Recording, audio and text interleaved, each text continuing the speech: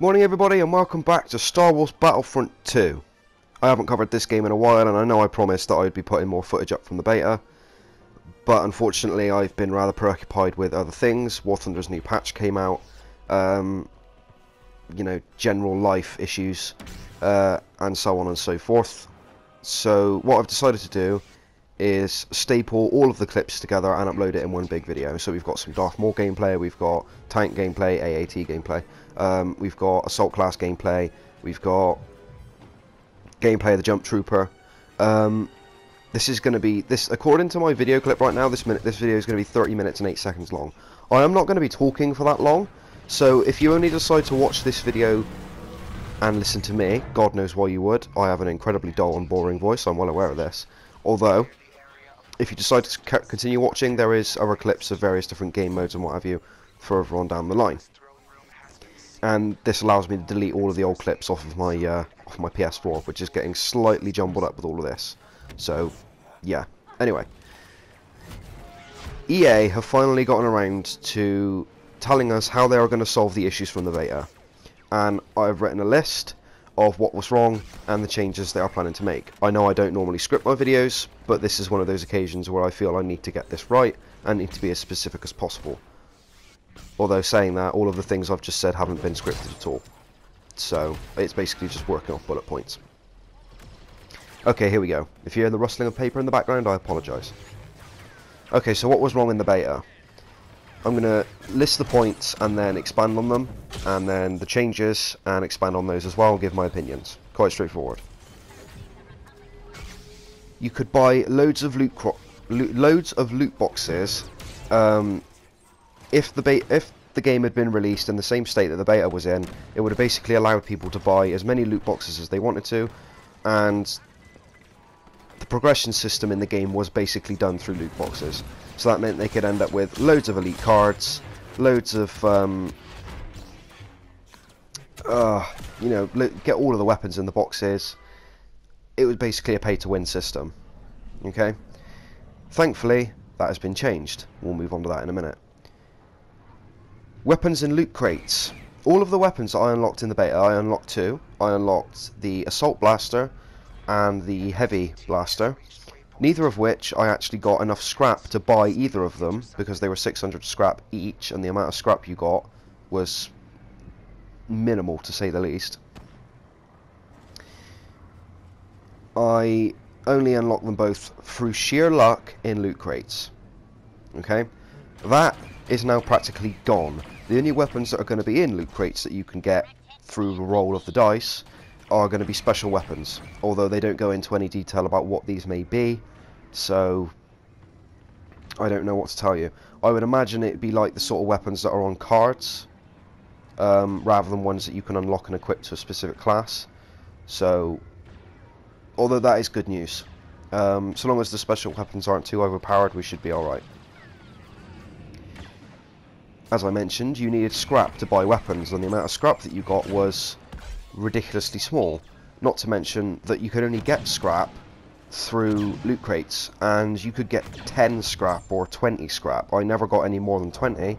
Thankfully I never got 10 either, but I have heard of people getting really low amounts. But I never got any more than 20 in one loot crate. I mean, you get 2 bundles of 20, so 40, but yeah, you get what I mean. The weapons were 600 scrap each, and you could only get the scrap through loot crates, as I mentioned. Of course, in the beta, you couldn't buy loot crates, so the only way you could unlock weapons, unless you were lucky enough, like me, to get them in the crate itself, was to keep buying as many loot crates as possible in order to get the weapons via the scrap. But this turned into another problem, was the amount of credits that you got in order to buy the crates. On average, I got around 150 to 180 credits, but it wasn't done on personal performance, it was done on team performance. 180 was about the most I ever got, and that was on a winning team. Although I did have a lot less than that. I got 80 credits on a losing team. Everybody got 80 credits. Even the guy at the top of the board who got 40 kills and like 6-7 deaths. It wasn't done on personal performance, it was done on team performance and whether you won or not. Hopefully they change this, although I haven't heard any information about them changing the credits as such. But for the beta, this was the main issue, is that it took you so long to earn the money to buy the crates that you weren't buying very many, which meant you weren't getting a lot of scrap, which meant the opportunity to buy the weapons was quite limited. Although it would be a good point for me to mention now that I joined the beta late, because when I wanted to download the beta, I was told, oh no, it's only for people who pre-ordered the game. I didn't think it was, but I had no other reason than to believe them. And then when I finally realised that the beta was actually an open beta, and that I could have downloaded it on the day I realised it had gone up, I missed my opportunity and ended up being 2 or 3 days late to the party, unfortunately. That was my own fault. Excuse me. Okay, so my last point I have written here. There was no way of guaranteeing kit for a certain class in loot crates. Apart from class-specific crates, but there was no guarantee of certain gear. So it's a gambling system, as you know. Effectively, you put some credits into the machine and it spits out something at random. And because, let's say for example, you played the assault class a lot, like I did, especially when I was playing the droids, because I like the droid blaster, as I am in this clip here. If you wanted to get something for the assault class specifically, you would just keep buying loot crates, and unless you got a daily loot crate for the assault or for a vehicle or for anything like that, the stuff inside the crate was not always going to be assault class specific. It could be anything. It could be for a class you never played, which basically meant that you wasted your time getting the credits and wasted the credits buying it, because it did absolutely no help for you whatsoever. As I said, there was no guarantee of certain gear, so if you wanted the Vanguard card or anything like that, chances of you getting it was quite slim, but it was increased if you did the assault kit, the assault crate, which I think was 1100 credits, which was quite a lot when you consider that on average I was getting 180 credits per match. So you do the math. Roughly 10 games it would have taken me to get one crate. Okay, so the changes that they made. Let's get into the good stuff now, shall we? Weapons are now going to be unlocked by milestones, and only special weapons are going to be in crates, as I mentioned. Basically what they've done is they've made this like Battlefield 1 and Battlefield 4 and pretty much every Battlefield game before it, where you now have to level up your class to unlock the weapons and do milestones to do it. Like for example, you have, or special tasks for example, to unlock weapons. So when you buy DLC weapons in Battlefield 1, you get the weapons available to you, but you have to do a task to unlock them. Very similar story here. I am well happy with that. I don't know why they decided that they had to do this bullshit loot crate system, excuse my language. I didn't want to swear in this video, but anyway, I didn't see why they had to do it the way that they wanted to do it, and it only took half the damn community to rise up in uproar, and well done you people, by the way. Pat yourselves on the back, because you deserve it. I don't see why so many people, you know, it took that many people to go mad for them to actually listen, rather than them using their common sense. But of course this is EA, so I can't really expect anything less of them at this point. Next point. Class gear is unlocked by playing that class, so you no longer have to rely on getting a crate for the class that you play the most. You now play that class and unlock items for that class. So if you want to grind out some things for the assault class, you can play the assault class and you will get things for that class. Fantastic. Thank you very much. This is the way it's worked in the other games as well, most recently Battlefield 4 and Battlefield 1. The way it should work. Well done EA, well done. Of course you should have done this to begin with, and I'm still annoyed at you for that, but you listened. And thank you for that. Hopefully next time you'll have more common sense than to try and screw us over. Moving on. The attachments and how to earn them are kind of vague. Attachments, I think, in the beta were earned either in crates or by playing that weapon, but it wasn't available for the standard weapons, it was only available for the ones you could unlock. Excuse me. I don't know much about attachments, maybe somebody could let me know in the comments, I'd appreciate that. Last point. Epic Star cards are not gone, but can only be crafted, so you will no longer get Epic Star cards in a crate and go around mowing down the entire enemy team. Now, you can only get them if you hit a specific rank in order to craft them. So this still comes back to the crafting parts point I made in the what's wrong category of these bullet points. unless they change that, although I haven't heard anything about them changing the crafting point system yet. I'm sure they have, but I don't know. I can't say for certain. So you have to hit a specific rank to make or craft high-level cards, elite cards. This is good news. It means that people can no longer go out and get crates and just get the best cards in the game and go around cleaning up half the damn map. Of course, some people in the beta would have been lucky enough to buy their first crate and get an elite card. I wasn't. It was only on the last day or so that I actually got any decent cards using the assault class. I got a few cards for other classes, but I didn't really play anything other than the assault class and the heavy. A little bit of the sniper, but not too much. So what do I think about all this? I'm glad that EA have shrunken down, realised that at the end of the day their community and their supporters are the ones who pay them their paycheck and feed their family. If they do something we don't like, we have to tell them, because otherwise they're just going to assume it's okay. And we were coming very, very, very close to making an industry record here of having a loot crate progression system, which is basically what the beta was pointing to. As I said, well done, you beautiful bastards, those who are on YouTube, such as myself, who pointed all of this crap out, those who did it on Reddit, those who actually spoke to EA directly, you know, the bigger, much bigger fish, Jim Sterling, Angry Joe, Total Biscuit, all of the ones who spoke out about this crap. Well done to all of you, because you have stopped EA from shagging our wallets and then thanking us for it. So, yes. Excuse me. Thank you very much. The changes that they have made, I agree with. I think that it will work reasonably well. It's basically just going back to what Battlefield 1 and Battlefield 4 were like. And so long as they implement it in the same way, it will be absolutely fine. Of course, we can't say for certain until the game is actually in our hands. And I'm beginning to not pre-order games that I'm uncertain of anymore. And the Battlefield games and the Call of Duty games are definitely top on that list. But that's another story, as far as Call of Duty is concerned. I am happy that people decided to stand up against this, and you may have just prolonged the destruction of the game industry for a few more months or years, and a very, very valiant effort for doing so. So pat yourselves on the back, you have all deserved it. So there is roughly another 15 minutes of video here. I'm not gonna bother cutting it off, because at the end of the day I want these clips off my hard drive at this point anyway, for when the game comes out. Thank you very much for watching. I hope you guys enjoyed the video. If you want to continue watching, then please do so.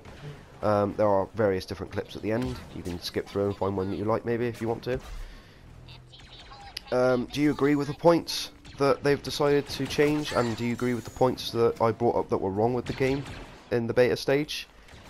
Do you think that the points that are being changed are the right things to change or not? Let me know down in the comments. What would you do if you were going to do something differently? Subscribe if you want to see more, like, or if you didn't like the video, the dislike button is right next door. That's perfectly fine as well. It's your life. And I will see you guys in the next, well, the Battlefront video, I suppose. I'll see you guys then.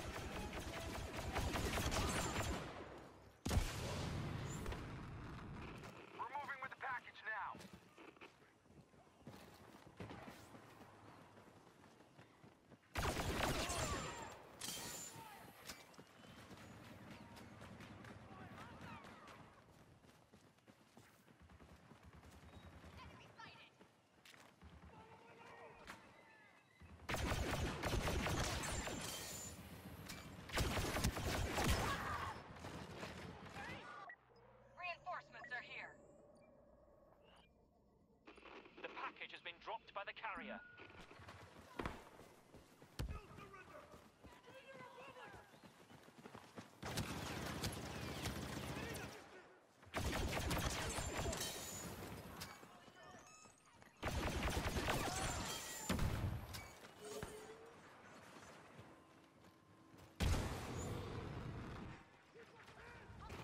Package obtained. Moving to extract.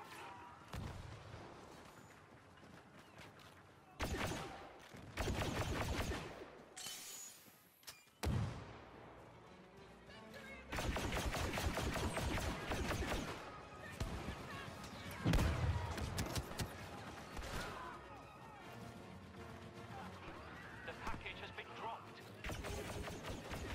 We are running out of opportunities. Finish the job.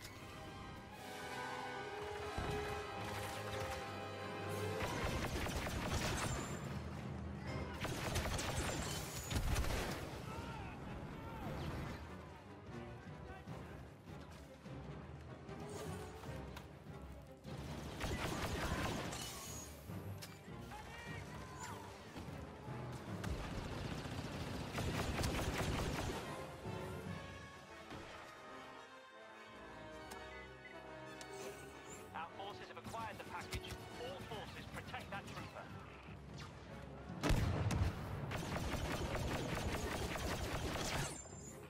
Item secured. The resistance is no match for our forces.